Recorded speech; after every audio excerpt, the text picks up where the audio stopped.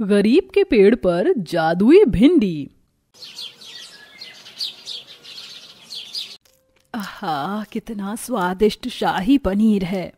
सही कहा बहू, कभी सोचा था क्या कि ये दिन भी हमें नसीब होंगे। प्लेट में 56 भोग हैं और कहाँ हमारे पास लगावन के लिए नमक भी नहीं होता था। कभी नहीं माँ, लेकिन कहते हैं कि हमेशा भगवान जी से नेक उम्मीद रखनी चाहिए और अगर नीयत साफ हो तो एक ना एक दिन परेशानियां टल ही जाती हैं। सही कहा। सभी घर में ऐसे ही खाना खाते हुए अपने पुराने दिनों को याद कर रहे थे। आज उनकी थाली में जो खाना नसीब हुआ था वो पहले उनके पास देखने को भी नहीं था। आखिर उनकी पिछली जिंदगी में ऐसा क्या हुआ था जिसकी वजह से आज उन्हें इतने अच्छे दिन देखने को मिल रहे थे। जानने के लिए आइए देखते हैं। जानवी, लाओ रोटी दे दो। अजी, कल की बरसात में छप्पर से इतना पानी घर में आया था कि सारा आटा गीला हो गया। अब तो घर में राशन देखने को भी नहीं है। बच्चे और ननद जी भी भूखी हैं। आप कहीं से उधार राशन का सामान ले आइए ना। किराने वाले के पहले ही 500 रुपए उधारी के हो रहे हैं। अब कोई मुझे उधार नहीं देगा जब तक मैं पुराने पैसे न लौटा दूं। घर में राशन आना तो जरूरी है। तुम रुको, मैं खेत पर जाकर देखता हूँ। अगर थोड़ी भी फसल हुई होगी तो उसी को बेचाऊंगा। मोहन अपने खेत पर चला गया, जहां जाकर उसने देखा कि एक दिन पहले आए बारिश और तूफान की वजह से उसकी सारी फसल उजड़ चुकी है। अपने ऊपर गरीबी का कुदरत का ये कहर देख मोहन की आंखों से आंसुओं का झरना बहने लगा। हे भगवान, अब मैं क्या करूंगा? किस मुंह से अब अपने घर जाऊंगा? मोहन को ऐसे रोता देख वहीं पास के खेत में काम करने वाला एक किसान बोला, मर्द की आंख में आंसू हैं, इसका मतलब मुसीबत पहाड़ से भी बड़ी है। मोहन भाई, क्या हुआ? अब मैं क्या ही बताऊं। मैंने इस जमीन पर टमाटर की खेती की थी, लेकिन जरा आप देखो, ऐसे आंधी के मौसम में टमाटर सही चुनाव नहीं है। भाई मेरी फसल देखो, भगवान का शुक्र है ऐसी आंधी के बाद भी खड़ी हुई है। क्या? लेकिन कैसे?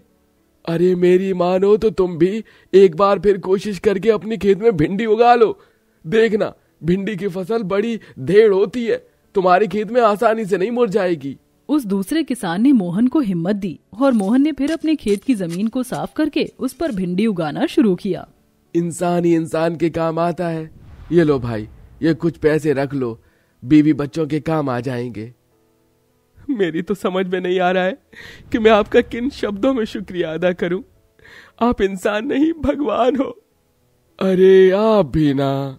मोहन ने भिंडी उगाना शुरू कर दिया। मोहन भिंडियों को उगाने के लिए पूरी मेहनत कर रहा था और साथ में वो दूसरा किसान भी उसका पूरा पूरा साथ दे रहा था। अरे नहीं, बड़ी थकान हो रही है।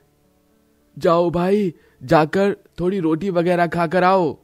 अरे नहीं, अभी तो मुझे पूरे खेत की नराई करनी है। अरे नराई वगैरह मैं कर दूंगा, तुम जाकर आराम कर लो। अरे आपको अपने खेत में काम नहीं है क्या? अरे मेरा काम निपट गया है, तुम जाओ। उस किसान ने मोहन को जबरदस्ती वहां से भेज दिया। भैया, अगर आप यहाँ हैं तो खेत पर कौन है? वो मेरा एक दोस्त आज खेत की रखवाली कर रहा है। बड़े नसीब वाले हैं आप भैया, जो आपको ऐसा दोस्त मिला है। चलिए, आप सभी जल्दी से हाथ धो लीजिए। सभी हाथ मुंह धोकर खाना खाने बैठ गए। जानवी ने सभी की प्लेट में एक एक रोटी नमक के साथ रख दी। जानवी देखना, एक दिन जब मेरी भिंडी की फसल हो जाएगी तब हम अच्छा खाना खाएंगे। जरूर। माँ, जब बाबा की भिंडी उग जाएगी तो तुम हमारे लिए भी भुनी हुई भिंडी बनाना। हाँ मेरे बच्चे, मैं जरूर बनाऊंगी। सभी भिंडी की फसल के उगने का इंतजार कर रहे थे। ऐसे ही 2-4 दिन और बीते और एक दिन दोपहर के समय जब मोहन अपने घर आया हुआ था, बहुत तेज आंधी आने लगी। अरे नहीं, खेत पर तो बस मेरा दोस्त है, मुझे जाना होगा। बेटा, ले अपना अच्छा तो लेता जा। गीता ने मोहन को आवाज लगाई, लेकिन मोहन तेजी से अपनी फसल को बचाने के लिए भाग लिया। अभी वो रास्ते में ही था कि तभी उसे खेतों में काम करता अपना दोस्त नहीं बल्कि स्वयं भोलेनाथ दिखाई दिए, जिन्हें देखकर मोहन के घुटने टिक गए। भोले बाबा? मोहन उनके चरणों में बैठ गया। तब वो मोहन से बोले, तुमने मुझे देख लिया मोहन। मैं तुम्हारी कभी हार न मानने और हमेशा एक अच्छे कल की उम्मीद करने से बहुत ज्यादा प्रसन्न हूं। इसीलिए मैं स्वयं तुम्हारी परीक्षा लेने आया था। तुम्हारे खेतों को उस रात उजाड़ कर और घर में राशन की तंगी करके मैं ये देखना चाहता था कि तुम आगे उठोगे या अपनी जिंदगी से हार मानकर मुझे कोसोगे। लेकिन तुम उठे, तुमने भिंडी की फसल को उगाने का फैसला किया और आंधी बारिश में भी डट कर खड़े रहे।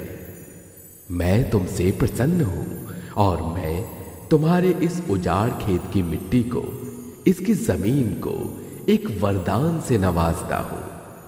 आज से तुम्हारी इस जमीन पर जादुई भिंडी उगेगी। तुम जितना उसे तोड़ोगे वो उतनी ही ज्यादा हो जाएगी। और मैं वरदान देता हूं कि तुम्हारे खेत की भिंडी जैसा स्वाद कहीं नहीं होगा। लोग उसके दीवाने हो जाएंगे। अरे आपका बहुत बहुत शुक्रिया भोले बाबा। मोहन हाथ जोड़कर बैठ गया और भोले बाबा वहां से गायब हो गए। कुछ ही देर में आंधी तूफान सभी शांत हो गए। मोहन ने देखा कि उसके खेत की जमीन चमक रही थी और उसकी मुरझाई हुई फसल में जान सी आ रही है। अरे वाह, ये तो कमाल है। मोहन बहुत खुश हुआ। थोड़ी ही देर में उसका खेत हरी हरी भिंडियों से भर गया। अरे वाह, कमाल हो गया। मेरा खेत कितने समय बाद हरा भरा हुआ है।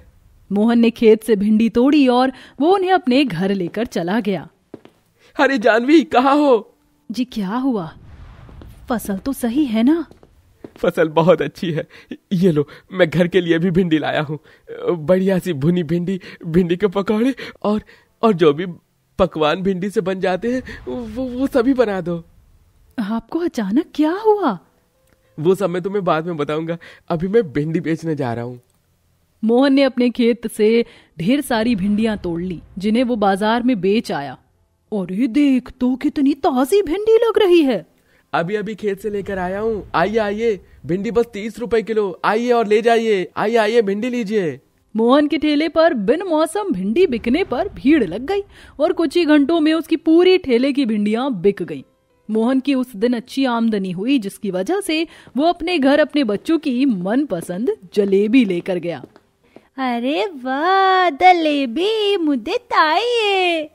हाँ बिल्कुल, जल्दी से जानवी, मेरे बच्चों को जलेबी दो। क्या बात है, आज तो आपकी शक्ल चमक रही है।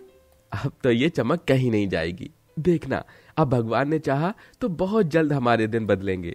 मोहन ने नेक उम्मीद लगाई हुई थी। कुछ ही दिनों में उसके दिन बदलने भी लगे। वो अपने खेत से जादुई भिंडी को तोड़ता था और उसे बाजार में बेच आता था। ऐसे ही मोहन ने अपने खेत की भिंडी से ही अपना घर भी बना लिया था। अब उनके दिन पूरी तरह बदल चुके थे। अब मोहन के घर में हर रोज पकवान बनते थे और जो भी एक बार उससे भिंडी लेकर जाता था वो दोबारा कहीं और से भिंडी नहीं खरीदता था। भाई, तुम्हारी भिंडी का मजा ऐसा जबान को लगा है कि अब तो कहीं की भिंडी अच्छी नहीं लगती है। आज मेरे घर मेहमान आ रहे हैं, जरा 10 किलो भिंडी तोल दो। अच्छा, अभी लो। ऐसे ही चलते हुए आज मोहन को ये दिन नसीब हुए थे। वाह वाह, शाही पनीर के साथ भिंडी का रायता। हाँ, मजा आ गया। भैया, जरा मुझे भिंडी का अचार तो देना। ये ले। अच्छा ये बताओ, खाने के बाद कौन कौन मिठाई खाना चाहेगा? मुझे खानी है भैया। और मुझे भी पापा। ठीक है, तो आज मैं अपने पूरे परिवार को खाने के बाद रबड़ी ला कर दूंगा। मोहन खुशी खुशी हलवाई की दुकान से रबड़ी ले आया। आज उसके कभी हार ना मानने की वजह से परिवार को ये दिन नसीब हुए थे। सभी अपनी इस नई जिंदगी में बहुत खुश थे। मोहन अपनी कमाई से अपने जैसे गरीबों की भी मदद करता था और अब सब कुछ ठीक हो चुका था।